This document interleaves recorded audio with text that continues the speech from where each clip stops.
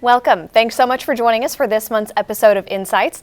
LISD Superintendent Dr. Stephen Waddell, as well as seniors from around the district, are joining us today to discuss questions they have about technology and changes in the future of LISD classrooms. I'd first like to introduce Dr. Waddell. Thanks so much for being here. My pleasure.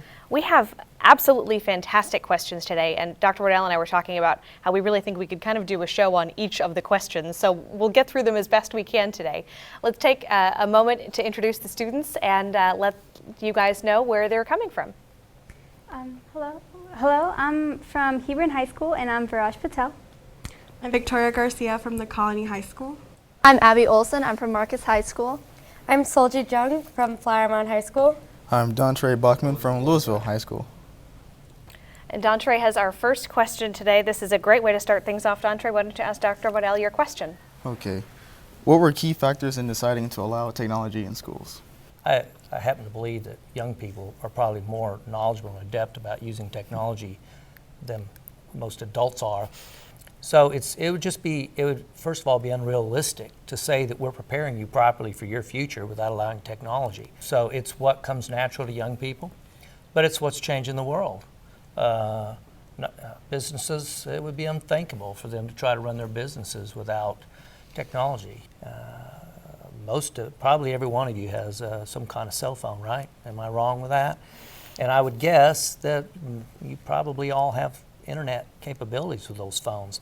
So it's a tremendous tool to use in the classroom, since you already have that we can take advantage of that in the learning. And I think it's also engaging. People like to use that. It's interesting for them. It enriches the classroom. I think on the bottom line, though, sometimes I talk about technology and why we should be using it, and I kind of relate it to the invention of the printing press.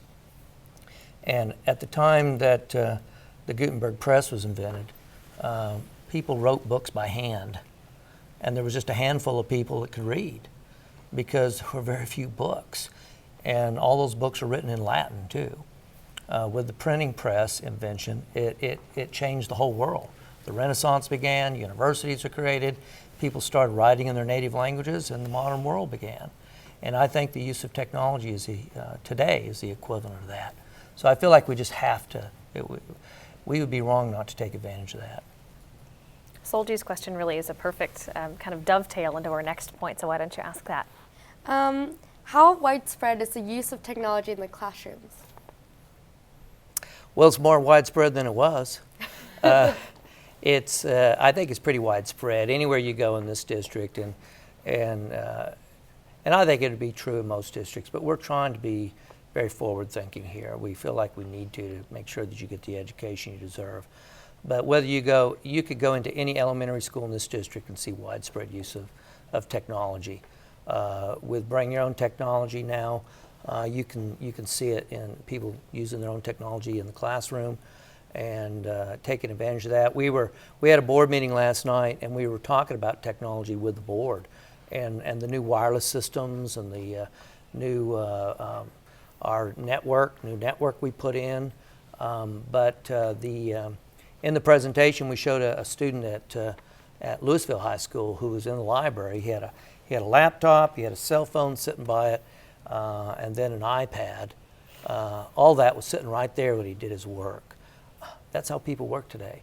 But I think anywhere you go in this district, you're going to see widespread use of technology. Teachers using it, smart boards, cell phones, laptops, as well as desktop computers.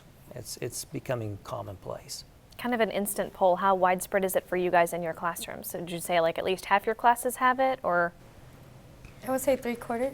Really? Yes. I say about the same thing.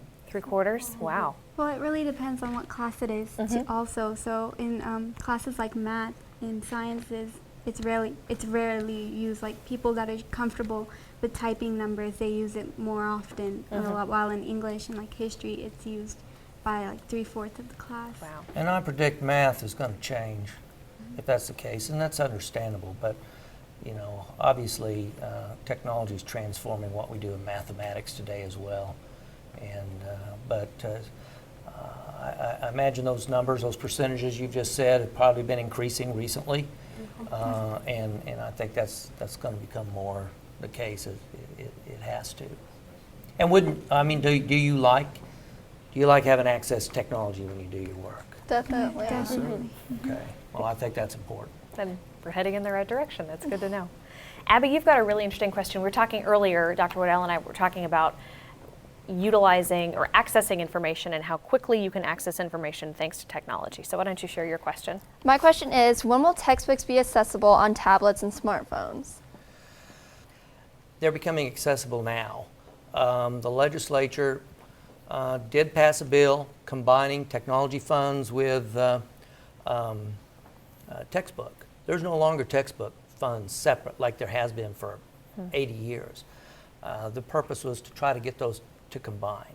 All the major textbook companies are now converting their textbooks to digital textbooks. Now, there's been versions of that around, CDs and things, but what people wanting web-based textbooks that you can update quickly. You can go to schools today and see textbooks that we have 7-year adoptions, and you go into school and you see a textbook's been sitting there for 7 years. It's battered and torn.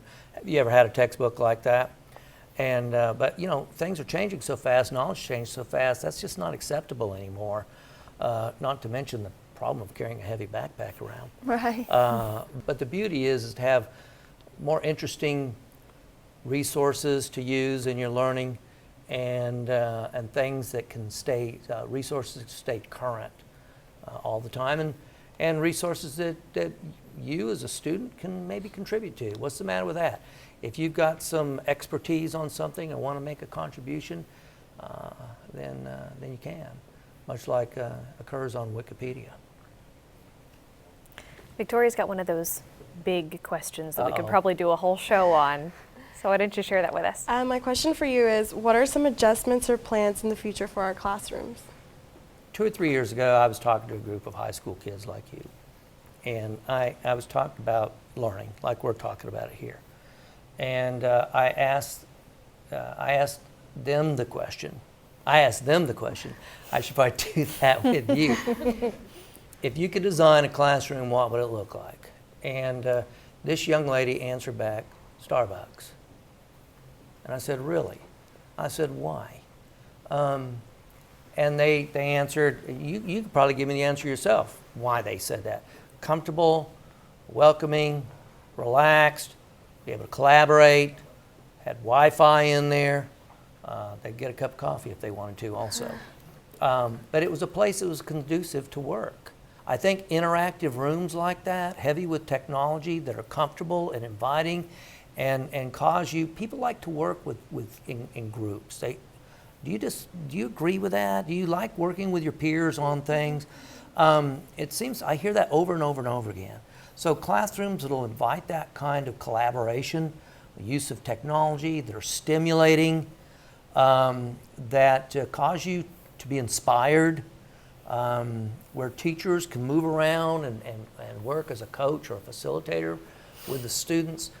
I think there are going to be places, the future is going to be places where they're a lot more interactive and cause groupings to go on, and places that you'll love to be in that'll be inspirational to you and the teachers.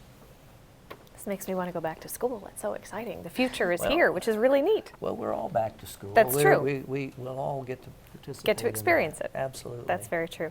We're going to end on another one of those big questions. Viraj, why don't you share that with us? Okay, so what is your specific vision for making LISD one of the best school districts in Texas? It's not my specific vision. It's our vision.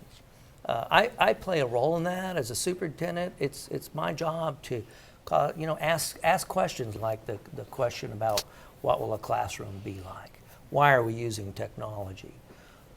The vision comes from everybody. And last year we started something here in our district called Strategic Design Initiative, and we asked our community to join us, and thousands did. in a discussion of what is our vision, what direction do we want to go as a school district, to make us, as you say, one of the greatest schools in this country. The vision is this: all of our children enjoy thriving and productive lives in a future they create. It's an awesome vision, and it's a collective vision. Vision is not about, to me, a great vision isn't about one person. It's about the community coming together and saying, what do we envision for our young people and for our community? And I can't imagine better words. Words are important.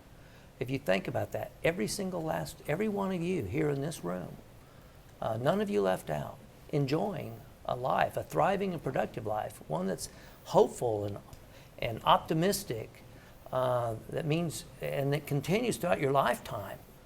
And in the future, you create, you do it, because you need to have power over your lives and the confidence and sense that you control your own destiny and you can be anything you want to be.